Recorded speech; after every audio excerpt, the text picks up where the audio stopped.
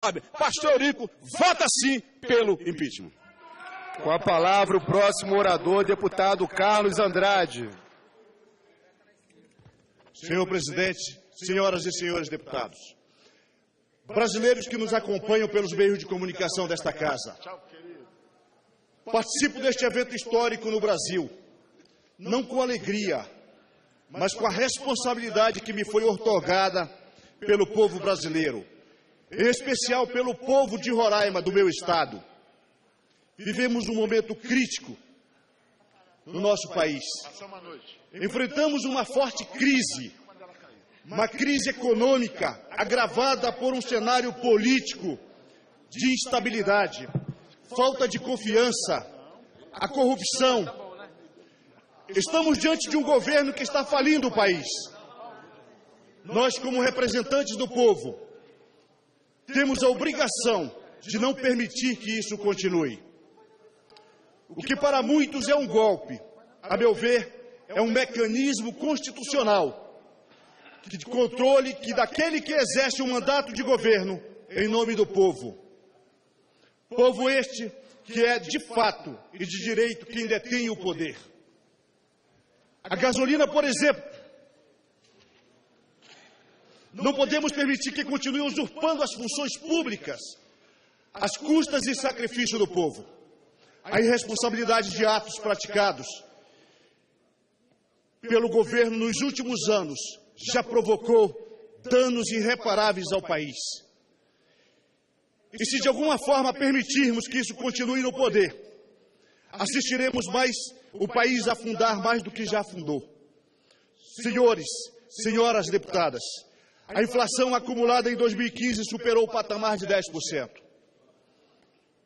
Perdemos o controle dos preços. A gasolina, por exemplo, no meu estado, o estado de Roraima, custava R$ 3,16 o litro, em janeiro de 2015. Já em janeiro de 2016, pagávamos R$ 3,87 por litro, um aumento de mais de 22% ao ano. A taxa de desemprego disparou em 2016. Já são cerca de 10 milhões de pais de famílias que não têm mais renda garantida para sustentar os seus filhos. Pasmem, no ano passado, tivemos uma queda de 3,8% do PIB e, paradoxalmente, a dívida pública aumentou em mais de 20%. Isso significa dizer, senhores, senhoras deputadas, um aumento de aproximadamente 500 bilhões de reais da dívida pública.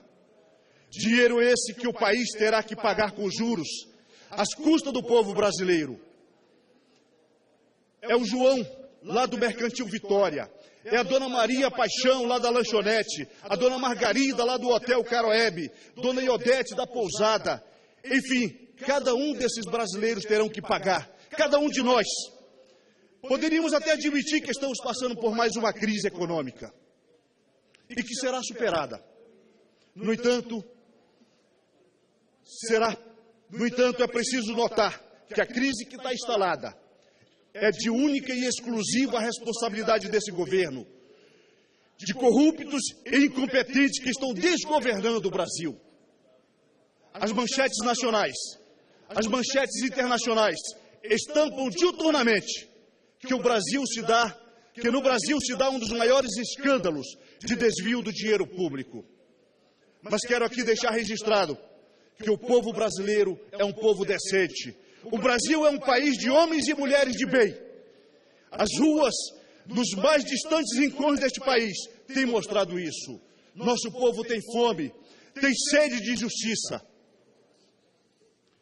Já dizia John Rockefeller, industrial americano do século XIX, que, abre aspas, o melhor negócio do mundo é uma empresa de petróleo bem administrada. E o segundo melhor negócio do mundo é uma empresa de petróleo mal administrada. Fecha aspas. Contrariando essa máxima de Rockefeller, a Petrobras, uma das maiores empresas produtoras de petróleo do mundo, teve em 2015 um prejuízo de aproximadamente 34 bilhões de reais. Atentem para isso. Prejuízo de 34 bilhões de reais. A título de comparação do desastre que foi a performance da Petrobras, em 2015, uma empresa similar, a empresa inglesa BP Petroleum, obteve no mesmo ano um lucro de aproximadamente 25 bilhões de reais. Um lucro de 25 bilhões, pasmem. Enquanto isso, a Operação Lava Jato, da Polícia Federal, que nós queremos felicitar e parabenizar pelas ações que têm sido feitas no Brasil, estima até o momento que foram desviados mais de 40 bilhões de reais da Petrobras. Será que o golpe que estão alardeando não seria um golpe do governo em cada trabalhador desse país? Em cada brasileiro? E na nossa Petrobras? Sim, senhoras e senhores. Nossa, porque a Petrobras é um patrimônio do povo, e não de um partido político, ou mandante de plantão. Não bastasse tanta corrupção, o governo ainda violou por diversas vezes, ao longo de 2015, regras de responsabilidade fiscal. Repetidamente, ao longo do seu mandato, a presidente Dilma violou a Lei 1079 e a Lei Orçamentária. Portanto, cometeu sim crime de responsabilidade, conforme previsto pela Constituição Federal, em seu artigo 85 e Lei 1079 em seu artigo 4º. A edição de 6 decretos de créditos suplementares em 2015 violou frontalmente a lei orçamentária. A presidente não poderia autorizar o aumento de despesas sem autorização. Sem um contexto que já era assumido pelo governo, a impossibilidade de atingir a meta fiscal prevista na lei.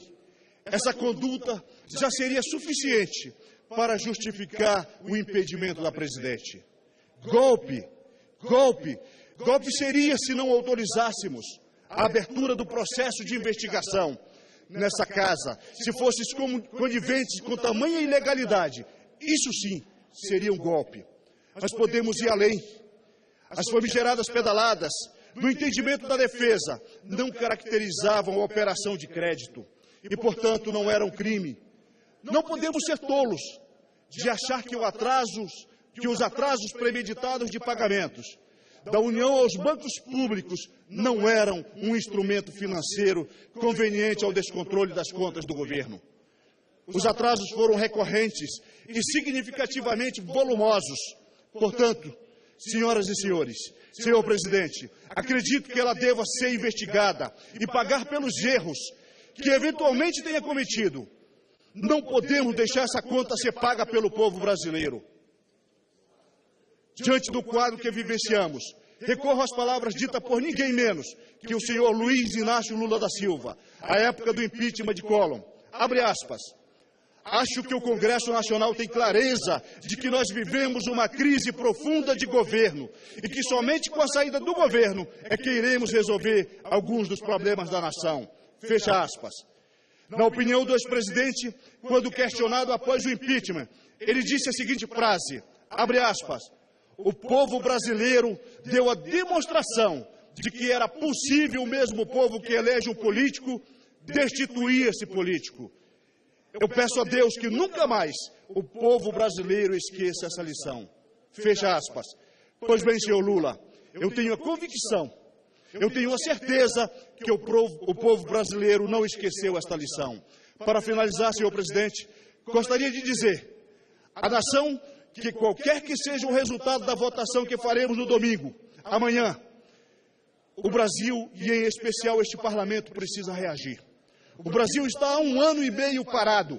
O Brasil precisa voltar a crescer para o bem do nosso povo tão sofrido. Precisamos voltar a gerar empregos. Temos que estimular a competitividade da nossa indústria, estabilizar novamente a economia. E para tudo isso, senhor presidente, é necessária a estabilidade política, algo que depende também de nós. Agradeço a atenção dos nobres pares e do povo brasileiro que nos acompanham neste momento. Quero agradecer ainda a minha família, a Igreja do Estado de Roraima, na pessoa do pastor Isamar, apóstolo Flores, apóstolo Elton, pastor Desailton, que tem empenhado a igreja em oração pela crise que tem assolado o Brasil.